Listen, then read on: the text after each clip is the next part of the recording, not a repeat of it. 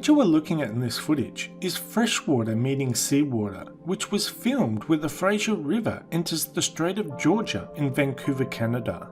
This is where the freshwater of the river, which is full of silt, meets the denser clear blue salt water of the ocean, making it look like there are two separate bodies of water not mixing. Now it may appear like the freshwater is pushing back the seawater and creating this boundary between the two waters, but that's not the case. The two waters are mixing, it just doesn't look like it. When the fresh water crosses the boundary to become salt water, it suddenly becomes very clear, which is why the boundary seems to exist between the dirty and clear waters.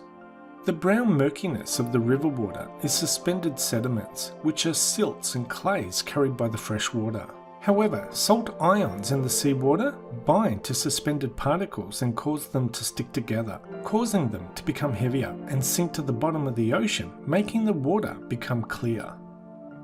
So where it may appear like an impenetrable boundary between two distinct bodies of water, it's actually a very sharply defined mixing zone.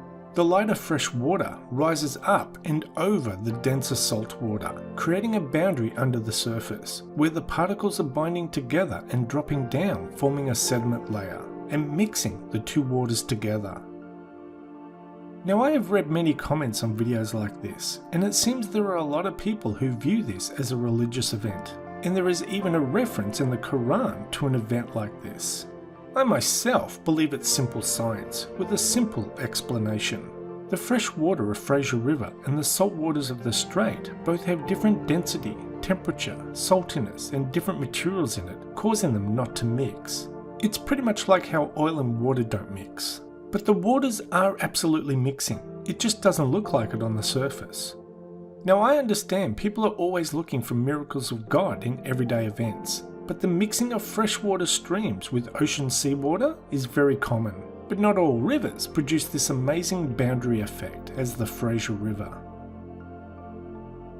Anyway, that's the end of this video. Thanks for watching, and we'll see you next time. Bye bye.